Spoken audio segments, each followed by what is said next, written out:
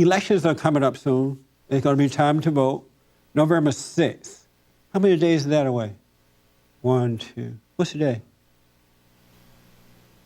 How many more days we have? 9 more days. Isn't that amazing? So by next Sunday, we would have voted?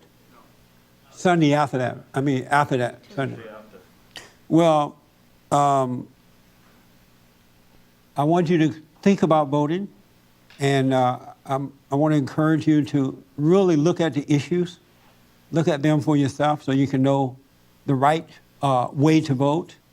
I can't tell you who to vote for, but you need to vote based on your values.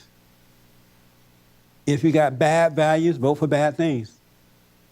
If you have good values, vote for good things. All right? But you really need to pay attention. And there is this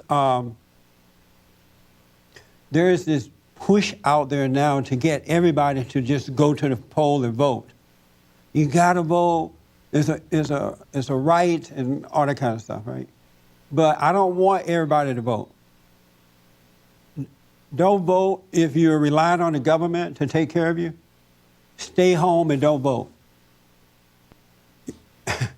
Because when you vote for the government, and I'm not talking about the folks who are out of work and relying on the government because of the economy being the way that it is. A lot of people lost jobs.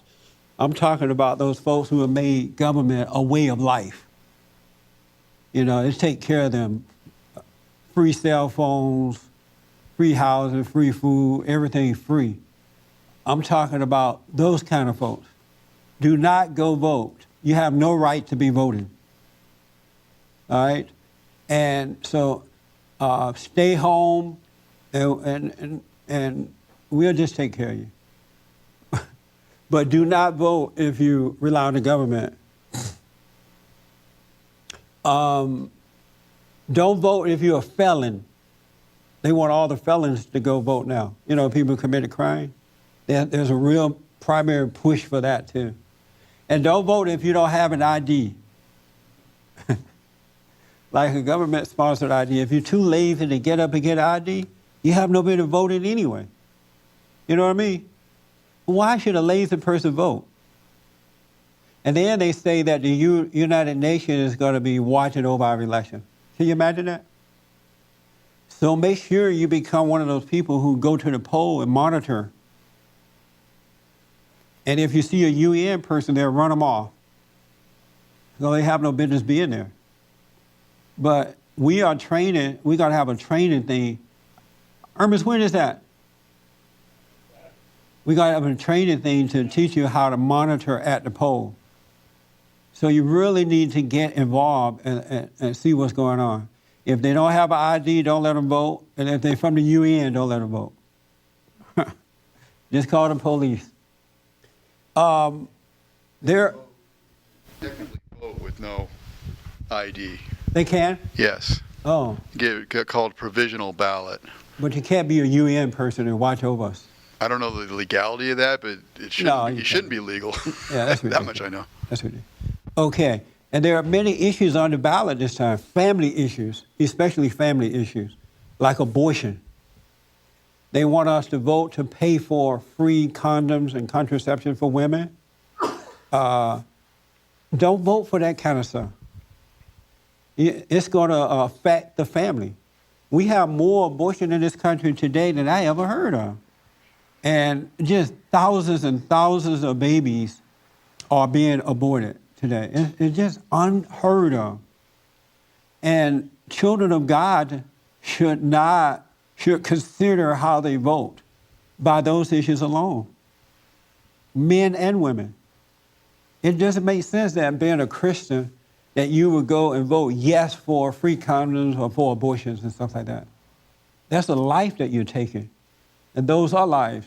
In the black community, over 1,600 black babies are aborted every day. And we are paying for it, and we are paying to help kill lives. And also it affects women mentally and emotionally when they do these abortions. They're not getting away with that. They are suffering from it. So think about that. Same-sex marriage. There are states that are voting for that. this time around. No Christian should be voting for same-sex marriage. When God when God decided to create the family, he knew what he was doing. And if he had wanted men together with men and women together with women, he would have made it possible for them to have children together without having to go outside of their homosexuality to have a baby. Didn't that make sense? Yes. Like, God is really smart. And he made us, and he knew exactly what he was doing and how he wanted this thing to work. And then they're going to say, well, there are straight people who can't have children, right? But no gay people can have children together. None. Zero. And so there is a spiritual order to life, and that order is God in Christ, Christ in man, man over woman, woman over children. It works that way. It's not going to work any other way. Let me just say, because we're running out of time here, is that the voting thing is all spiritual too. Because you have to be guided by what is right in order to make the right decision, even when you vote. Not based on how you feel, but what is right. And according to how you vote, they're going to make decisions for your life. And these decisions are going to hurt your life. They're going to choose judges and who will make decisions for your life that can either hurt your life or help your life, your family life. So you really need to look at the principles of what's going on and make a decision based on the God that you serve, the values that you serve, and not be influenced from without. Otherwise, you're going to suffer. I wanted to tell you guys about a case down in Alabama. I'll tell it to you on Sunday. And we're based on a bad judge making a bad decision about a family. The judge is not in favor of the family. And so you have to think about all these things too. Am I voting for these laws or these people? How are they going to affect my family? What kind of decisions they will make? Look at their principles. You can hear how they speak and see where they're coming from. All right? Sometimes they can deceive you. But just think about that when you vote this time. And if you're on the government, don't vote. Meaning that you're relying on the government to take care of you. Stay home. And if you don't own land, don't vote. But I may say that next Sunday. Thank you so much for being with me. I absolutely appreciate it. You can get involved by calling 800-411-2663, 800-411-BOND.